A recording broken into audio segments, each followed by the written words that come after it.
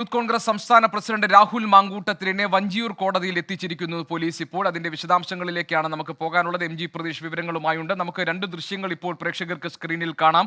അതിലൊന്ന് രാഹുൽ മാങ്കൂട്ടത്തിലിന്റെ arrest Thiruvananthapuram cantonment police സ്റ്റേഷനിൽ രേഖപ്പെടുത്തുന്നതാണ്. മറ്റൊന്ന് വൈദ്യ പരിശോധനയ്ക്ക് വേണ്ടി തിരുവനന്തപുരത്തെ ഫോർട്ട് ആശുപത്രിയിൽ കൊണ്ടുവന്ന് തിരികെ കൊണ്ടുപോകുമ്പോൾ യൂത്ത് കോൺഗ്രസ് പ്രവർത്തകർ രാഹുൽ മാങ്കൂട്ടത്തിന്റെ കൊണ്ടുപോകുന്ന വാഹനത്തെ പോലീസ് വാഹനത്തെ തടയുന്ന ദൃശ്യങ്ങളുമാണ്.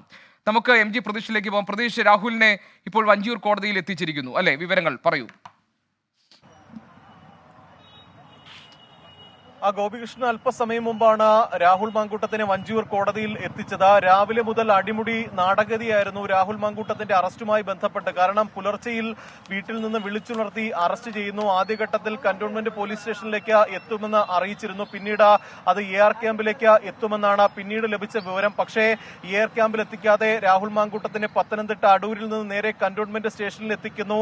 ഒരു മിനിറ്റ് പോലും എടുക്കാതെ കന്റോൺമെന്റ് സ്റ്റേഷനിൽ നിന്ന് തിരികെ ജീപ്പിൽ കയറ്റി നേരെ ആശുപത്രിയിലേക്ക് വൈദ്യപരിശോധനയ്ക്ക് കൊണ്ടുപോകുന്നു. സാധാരണഗതിയിൽ ജനറൽ ആശുപത്രിയിലാണ് വൈദ്യപരിശോധനയ്ക്ക് വിധേയമാക്കാറുള്ളത്. എന്നാൽ ജനറൽ ആശുപത്രിയിൽ കൊണ്ടുപോകാതെ നേരെ ഫോർട്ട് ആശുപത്രിയിൽ കൊണ്ടുപോയി വൈദ്യപരിശോധന നടത്തിയ ശേഷമാണ് ഇപ്പോൾ വഞ്ചിയൂർ കോടതിയിൽ എത്തിച്ചിരിക്കുന്നത്. ഈ വൈദ്യപരിശോധന നടത്തി രാഹുൽ മാങ്കൂട്ടത്തിനെ പുറത്തെത്തിച്ച സമയത്തും ഈ ഫോർട്ട് ആശുപത്രിക്ക് സമീപം വലിയ തരത്തിൽ യൂത്ത് കോൺഗ്രസിന്റെ ഒരു പ്രതിഷേധമുണ്ടായിരുന്നു. പോലീസിന്റെ വാഹനം, രാഹുൽ മാങ്കൂട്ടത്തിനെ കൊണ്ടുപോയിരുന്ന ഈ വാഹനം പോലീസ് ജീപ്പ് തടഞ്ഞുകൊണ്ടുള്ള ഒരു പ്രതിഷേധമാണ് യൂത്ത് കോൺഗ്രസിന്റെ ഭാഗത്ത് നിന്ന് ഉണ്ടായത്. പോലീസ് ഒരു ഘട്ടത്തിലും അത്തരത്തിലൊരു പ്രതിഷേധം പ്രതീക്ഷിച്ചിരുന്നില്ല. ഏറെ പണിപ്പെട്ടാണ് പിന്നീട് ഈ പ്രവർത്തകരെ അവിടെ നിന്ന് മാറ്റിയ ശേഷം ഇപ്പോൾ ഈ വഞ്ചിയൂർ കോടതിയിൽ എത്തിച്ചിരിക്കുന്നത്. സാധാരണഗതിയിൽ ഇത്തരത്തിൽ അറസ്റ്റ് ചെയ്യുകയും പിന്നീട് സ്റ്റേഷനിലോ AR ക്യാമ്പിലോ എത്തിക്കുകയും വേണമെങ്കിൽ ചോദ്യം ചെയ്തതിനു ശേഷം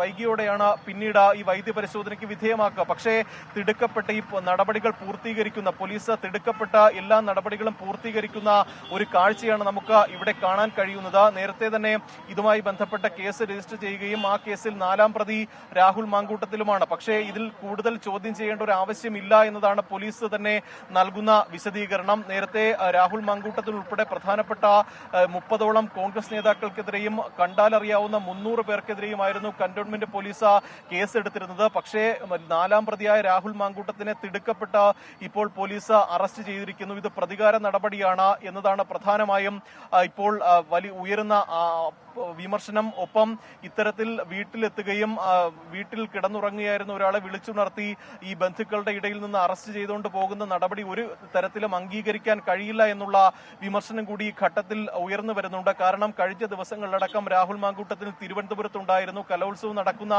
കൊല്ലത്തടക്കമുണ്ടായിരുന്നു. പക്ഷേ ആ ഘട്ടത്തിൽ ഒന്നും തന്നെ പോലീസിന്റെ ഭാഗത്ത് നിന്ന് യാതൊരു നടപടിയും ഉണ്ടായിരുന്നില്ല. പക്ഷേ അകാരണമായി പുലർച്ചെ വീട്ടിലെത്തി ഇത്തരത്തിൽ അറസ്റ്റ് ചെയ്യുന്ന പോലീസ് നടപടി ഒരു തരത്തിലും അംഗീകരിക്കാൻ കഴിയില്ല. ഇതിനെതിരെ വലിയ പ്രതിഷേധങ്ങൾ, തുടർ പ്രക്ഷോഭങ്ങൾ ഉണ്ടാകുമെന്നതാണ് കോൺഗ്രസും യൂത്ത് കോൺഗ്രസും അടക്കം പറയുന്നത്. നിലവിൽ രാഹുൽ മാങ്കൂട്ടത്തിനെ വഞ്ചിയൂർ കോടതിയിലാണ്. ലോകത്തെവിടെയായാലും ഏത് സമയത്തും 24 വാർത്തകളും ഓഗ്മെന്റഡ് റിയാലിറ്റി പാക്കേജുകളും എക്സ്പ്ലെയിനറുകളും വിശദമായി കാണാൻ ഞങ്ങളുടെ YouTube ചാനൽ നിങ്ങൾക്ക് സബ്സ്ക്രൈബ് ചെയ്യാം.